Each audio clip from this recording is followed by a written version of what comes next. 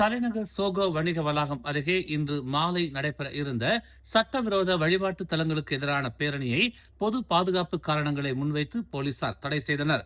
பிப்ரவரி 3ஆம் தேதி பேரணி ஏற்பாட்டாளர்களிடமிருந்து அறிவிப்பு கடிதம் கிடைத்ததை தொடர்ந்து பாதுகாப்பு மதிப்பீடுகள் மேற்கொள்ளப்பட்டு தொடர்புடைய தரப்புகளிடம் இருந்து கருத்துகள் பெறப்பட்டதாக நகர காவல்துறை தலைவர் டாக்டர் ஃபாடில் மாசூஸ் தெரிவித்துள்ளார். மேலும் பிப்ரவரி 5ஆம் தேதி டாங்வாங்கி காவல்துறை தலைவர் ஸ்லைஸ்மி அஃபாண்டி ஸ்லைமான் பேரணி ஏற்பாட்டாளர்களை சந்தித்து பேச்சுவார்த்தை நடத்தியதாகவும் அவர் கூறினார். ஆனால் பிப்ரவரி 6ஆம் தேதி சோகோ பெத்தாமா காம்ப்ளெக்ஸ் ஹரிசான்ஸ் உள்ளிட்ட அருகில் உள்ள வணிக வளாக உரிமையாளர்களிடம் இருந்து எதிர்ப்பு கடிதங்கள் வந்ததாக ஃபாடில் மாசஸ் சுட்டிக்காட்டினார். அந்த கடிதங்களில் பேரணி நடைபெற்றால் வாடிக்கையாளர்களின் பாதுகாப்புக்கு அச்சுறுத்தல் ஏற்படும் என்று எச்சரிக்கப்பட்டிருந்தது.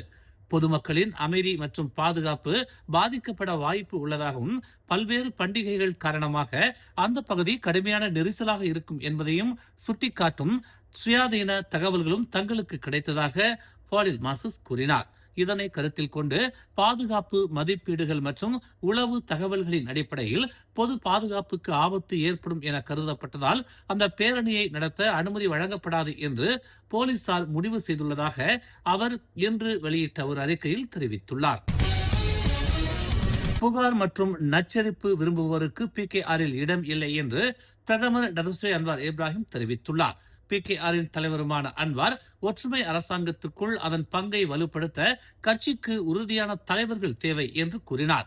பொது ஆதரவு என்பது வெற்று ஆணை அல்லது பெருமை பேச ஒரு பட்டம் அல்ல, மாறாக மக்களுக்கு சேவை செய்வதற்கான ஒரு தீவிர பொறுப்பு என்று அவர் கூறினார்.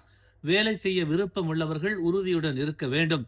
நீங்கள் வேலை செய்ய விரும்பவில்லை என்றால் வெளியேற வேண்டும். கவனம் செலுத்தி கட்சியை வலுப்படுத்த உதவுங்கள் என்று அவர் கூறினார். தொடர்ந்து புகார் கூறுவதற்கும் புலம்புவதற்கும் இங்கு இடம் இல்லை. இன்னும் நிறைய வேலைகள் செய்ய வேண்டி உள்ளது. ஆக்கப்பூர்வமான யோசனைகளுக்கு பதிலாக புகார்களை கேட்பதில் தாம் சோர்வாக இருப்பதாக அன்வார் ஸ்லாங்கூர் PKR மாநாட்டில் தனது உரையில் தெரிவித்தார். நவம்பர் 2022 முதல் ஒற்றுமை அரசாங்கத்தை வழிநடத்தி வரும் அன்வார் தனது நிர்வாகம் முக்கிய பிரச்சனைகளில், குறிப்பாக ஊழல் மற்றும் தவறான மேலாண்மையில் தினமும் தீவிர நடவடிக்கை எடுப்பதாக கூறினார். அத்தகைய நடவடிக்கைகள் குறிப்பிடத்தக்க ஆபத்தை ஏற்படுத்தினாலும் நாட்டை திருட்டு மற்றும் ஊழலில் இருந்து விடுவிப்பதற்கான முயற்சிகளை அனைவரும் ஆதரிக்க வேண்டும் என்று அவர் வலியுறுத்தினார். கைது செய்யப்பட்டவர்கள் ராணுவ ஜெனரல்கள், அமைச்சர்கள், முன்னாள் அமைச்சர்கள், பொது மேலாளர்கள், தான்சி உட்பட செல்வாக்கு மிக்கவர்கள். ஆனால் அவர்களை பற்றி நமக்கு என்ன கவலை? நாம் கவலைப்படுவது மக்களின் ஆணையை பற்றித்தான் என்று அவர் கூறினார். ஸ்லாங்கூரில் உள்ள PKR இயந்திரம் ஒன்றுபட்டு கட்சியின் அனைத்து மட்டங்களிலும் அதன் உணர்வை மீண்டும் வலுப்படுத்த வேண்டும் என்று அன்வார் அழைப்பு விடுத்தார். நாம் மலாய்க்காரர்கள், சீனர்கள், இந்தியர்கள், ஒராங் அஸ்லி, ஸ்லாங்கூர் குடிமக்களின் உரிமைகள் மற்றும் மலேசியர்களின் உரிமைகளை பாதுகாக்கிறோம். மக்களின் நலனுக்காக நாம் கொண்டு வர விரும்பும் மாற்றத்தின் அடித்தளம் இதுதான் என்று அன்வார் கூறினார். Kalau mau betul berjuang, mau angkat martabat rakyat, jaga. Kita jaga Melayu, kita jaga Cina, kita jaga India, kita jaga orang asli, kita jaga hak rakyat Selangor, dan kita jaga hak rakyat Malaysia. சட்டவிரோத வழிபாட்டு தலங்களுக்கு எதிராக இன்று இரவு நடைபெறுவதாக இருந்த பேரணியில் பங்கேற்க இருந்தவர்களுக்கு பிரதமர் டதஸ்ரீ அன்வார் இப்ராஹிம் கடுமையான எச்சரிக்கையை விடுத்துள்ளார். அவர்கள் சட்டத்தை மதிக்க வேண்டும் என்றும் பொது பாதுகாப்பை சீர்குலைக்க கூடாது என்றும் அவர் கூறினார். மலேசியர்கள் கருத்துக்களை கூறவும் அரசாங்கத்தை விமர்சிக்கவும் சுதந்திரமாக இருந்தாலும் சட்டத்தை மீறும் அல்லது இன பதற்றங்களை தூண்டும் எந்த ஒரு நடவடிக்கைகளுக்கும் அதிகபட்ச நடவடிக்கை எடுக்கப்படும் என்று அன்வார் கூறினார். அவர்களை கைது செய்து வெளியேற்றுங்கள் என்று PKR தலைவர் இன்று கட்சியின் ஸ்லாங்கூர் மாநாட்டில் ஆற்றிய உரையில் தெரிவித்தார். மலாய்க்காரர்கள், சீனர்கள் மற்றும் இந்தியர்கள் மத்தியில் உறவுகளுக்கு தீங்கு விளைவிக்கும் வகையில் முக்கியமான பிரச்சனைகளை பயன்படுத்துவதற்கு எதிராக அவர் எச்சரித்தார். எந்த காரணத்திற்காகவும் தேசிய பாதுகாப்பை சமரசம் செய்யக்கூடாது என்று அவர் வலியுறுத்தினார். பேரணியில் கலந்து கொள்பவர்கள் தங்கள் பங்கை மீறி சென்று சட்டத்தை அமல்படுத்துபவர்களாக செயல்படுத்துவதை தவிர்க்கவும் அவர் எச்சரித்தார். நீங்கள் நீதிபதிகள் அல்ல, நீங்கள் போலீசார் அல்ல, அவர்களின் பாத்திரங்களை எடுத்துக்கொள்ள முயற்சிக்காதீர்கள் என்று அன்வார் சுட்டிக்காட்டினார். சீன புத்தாண்டை முன்னிட்டு நாடு முழுவதும் டோல் கட்டணங்களில் 50 விழுக்காடு தள்ளுபடி வழங்கப்படும் என்று பொதுப்பணித்துறை அமைச்சர் அலெக்சாண்டர் நந்தாலிங்கி இன்று அறிவித்தார். அமைச்சரவையின் ஒப்புதலுடன் மேற்கொள்ளப்படும் இந்த நடவடிக்கையால் சுங்கச்சாலை குத்தகையாளர்களுக்கு இழப்பீடாக அரசு சுமார் 19.5 மில்லியன் செலவாகும் என தெரிவித்துள்ளது. இந்த தள்ளுபடி பிப்ரவரி 14ஆம் தேதி அதிகாலை 12:01 மணி முதல் பிப்ரவரி 15ஆம் தேதி இரவு 11:59 மணி வரை அமலில் இருக்கும் என்று தெரிவிக்கப்பட்டுள்ளது. இது வகுப்பு 1 தனியார் வாகனங்களுக்கு மட்டுமே பொருந்தும். நாட்டின் எல்லைகளில் உள்ள சுல்தான் இஸ்கண்டார் கட்டிடம் மற்றும் தஞ்சோங் குபாங் சுங்கச்சாவடிகளில் இந்த தள்ளுபடி வழங்கப்படாது. சீன புத்தாண்டுக்காக சொந்த ஊர்களுக்கு செல்லும் அல்லது ரமலான் மாதத்தை முன்னிட்டு பயணம் மேற்கொள்ளும் மக்களின் பயண செலவுகளை குறைப்பதே இந்த தள்ளுபடியின் நோக்கம் என்று அவர் கூறினார். ஊழல் வழக்கு தொடர்பாக நீதிமன்றத்தில் ஆஜராக தவறிய 2 குடிநுழைவுத்துறை அதிகாரிகள் மீது கைது வாரண்ட் உத்தரவு பிறப்பிக்கப்பட்டுள்ளது. மலேசிய லஞ்ச ஊழல் தடுப்பு ஆணையத்தின் வட்டாரம் ஒன்று அரசு தரப்பு வேண்டுகோளின் பேரில் உயர்நீதிமன்ற நீதிபதி அமாட் கமால் அரிஃபின் இஸ்மாயில் இந்த வாரண்டுகளை பிறப்பித்துள்ளதாக தெரிவிக்கப்பட்டுள்ளது. இந்தோனேசியரின் பயண ஆவணங்களை முழுமையாக ஆய்வு செய்யாமல் இருக்க தூண்டுதலாக செப்டம்பர் 22ஆம் தேதி பாசிர்கூடாங் படகு முனையத்தில் உள்ள குடிநுழைவுத்துறை அலுவலகத்தில் லஞ்சம் பெற்றதாக அவர்கள் மீது குற்றம் சுமத்தப்பட்டிருந்தது. பாகிஸ்தான் தலைநகர் இஸ்லாமாபாத்தில் நேற்று ஜும்மா தொழுகையின் போது ஷியா மசூதியில் நடந்த குண்டுவெடிப்பு தாக்குதலை மலேசிய பிரதமர் டதஸ்ரீ அன்வார் இப்ராஹிம் கடுமையாக கண்டித்துள்ளார். சமூக ஊடகங்களில் வெளியிட்ட பதிவில் இந்த தாக்குதலில் உயிரிழந்தவர்களுக்கு ஆழ்ந்த இரங்கலை தெரிவித்த அன்வார் காயமடைந்தவர்களுக்கும் பாதிக்கப்பட்டவர்களுக்கும் மலேசியாவின் ஒற்றுமையை வெளிப்படுத்தினார். வழிபாட்டில் ஈடுபட்டிருந்த மக்களை குறிவைத்து நடத்தப்பட்ட இந்த திட்டமிட்ட தாக்குதல் மனித தன்மையின் அடிப்படை நெறிகளை அவமதிப்பதாகும் என்றும் உயிரிழந்தோர் குடும்பங்களுக்காகவும் காயம் அடைந்தவர்களுக்காகவும் தாம் பிரார்த்திப்பதாகவும் அவர் கூறினார். இந்த துயர வேளையில் மலேசியா பாகிஸ்தான் மக்களுடன் உறுதியாக நிற்கிறது என்று அவர் குறிப்பிட்டார். குற்றவாளிகளை கண்டறிந்து நீதியின் முன் நிறுத்த அதிகாரிகள் முழுமையான விசாரணை மேற்கொள்வார்கள் என்று நம்புவதாக அவர் தெரிவித்துள்ளார். இந்த தாக்குதலுக்கு இஸ்லாமிக் ஸ்டேட் எனப்படும் IS அமைப்பு பொறுப்பேற்றுள்ளது. உள்ளூர் மற்றும் சர்வதேச போதைப்பொருள் கடத்தல் கும்பல்களை தேசிய காவல்துறை போதைப்பொருள் குற்றப்புலனாய்வு துறையினர் அகற்றியதை தொடர்ந்து மொத்தம் 208.25 மில்லியன் மதிப்புள்ள போதைப் பொருட்கள் பறிமுதல் செய்யப்பட்டுள்ளது.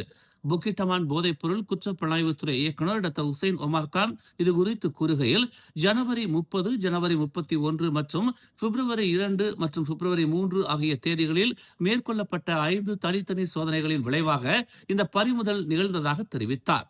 ஜனவரி 30ஆம் தேதி மேற்கொள்ளப்பட்ட ஓப்ஸ் அலோகிராப்டா என அழைக்கப்படும் முதல் நடவடிக்கையில் பஹாங்கின் பெந்தோங்கில் உள்ள கென்திங் செம்பா ஓய்வு பகுதியில் 40 முதல் 48 வயதுக்குட்பட்ட 3 உள்ளூர் ஆடவர்களை போலீசார் கைது செய்தனர். சந்தேக நபர்கள் கிளந்தானில் இருந்து கிள்ளான் பள்ளத்தாக்கிற்கு கொண்டு செல்லப்பட்ட போதைப் பொருட்களை விநியோகிப்பதில் ஈடுபட்டதாக நம்பப்படுகிறது. கைது செய்யப்பட்டவர்களை தொடர்ந்து பிரிக்ஃபீல்ட்ஸில் உள்ள ஜலான் கூச்சாய் லாமா அருகே ஒரு வாகனம் நிறுத்தும் இடத்தில் நிறுத்தப்பட்டிருந்த காரில் சோதனை மேற்கொள்ளப்பட்டது. மெத்தாமெத்தமைன் இருப்பதாக சந்தேகிக்கப்படும் 255 பொட்டலங்களை அதில் போலீசார் பறிமுதல் செய்தனர். மொத்தம் 265 கிலோ எடையும் 13.25 மில்லியன் மதிப்பும் கொண்டது. இந்த போதைப்பொருள் 13,20,000 பயனர்களுக்கு வழங்கக்கூடியதாக இருந்தது என்று அவர் நேற்று ஒரு செய்தியாளர் கூட்டத்தில் கூறினார். முதல் சந்தேக நபர் கும்பல் தலைவர் என்று நம்பப்படுவதாகவும் மற்ற இருவரும் போக்குவரத்து அதிகாரிகளாக செயல்பட்டதாகவும் ஹுசைன் தெரிவித்தார். கும்பல் 2024ஆம் ஆண்டு முதல் செயல்பட்டு வருவதாக நம்பப்படுகிறது. இந்நடவடிக்கையில் வாடகைக்கு எடுக்கப்பட்ட வாகனங்களை பயன்படுத்துவதும் அடங்கும். அவை மற்ற கும்பல் உறுப்பினர்களால் சேகரிக்கப்படுவதற்கு முன்பு நியமிக்கப்பட்ட இடங்களில் நிறுத்தப்பட்டன.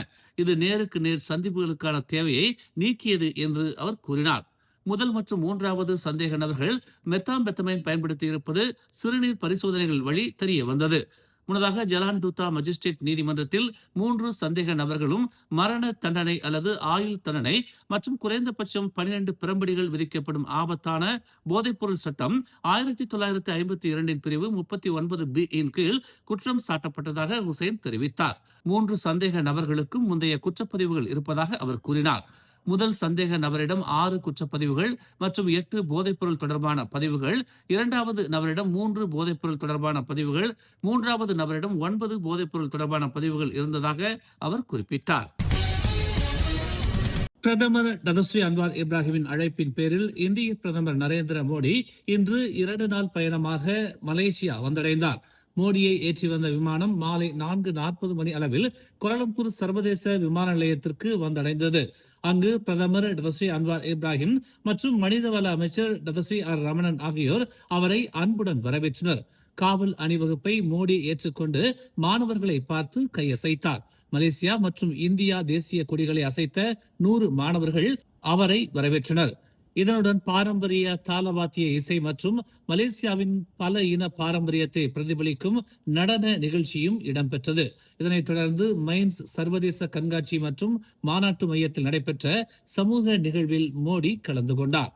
நாளை மோடி மற்றும் அன்வார் இருதரப்பு பேச்சுவார்த்தை நடத்தி வர்த்தகம், முதலீடு, பாதுகாப்பு, கல்வி, சுற்றுலா, விவசாயம் மற்றும் பிராந்திய விவகாரங்களில் ஒத்துழைப்பை விரிவுபடுத்துவது குறித்து ஆலோசிக்க உள்ளதாக தெரிவிக்கப்பட்டுள்ளது. இந்த பயணம் 1957ஆம் ஆண்டு தூதரக உறவுகள் நிறுவப்பட்டதிலிருந்து மலேசியா, இந்தியா இடையே நிலவும் நீண்ட நாள் நட்பை அடிப்படையாக கொண்டு இருதரப்பு உறவுகளை மேலும் வலுப்படுத்தி பரஸ்பர நன்மை தரும் துறைகளில் ஒத்துழைப்பை ஆழப்படுத்தும் என்று எதிர்பார்க்கப்படுகிறது. மேலும் செய்திகளை தெரிந்து கொள்ள தமிழ் மலர் இணையதளம், தமிழ் மலர் செயலி மற்றும் மலர் டிவி யூடியூப் சேனலை வலம் வாருங்கள். எங்களோடு இணைந்திருக்க மலர் டிவியை பதிவு செய்து கொள்ளுங்கள். உறவுகள் மகிழ்ந்திட விருப்பம் மற்றும் பகிர்வு சேவையை சொடுக்கிடுங்கள்.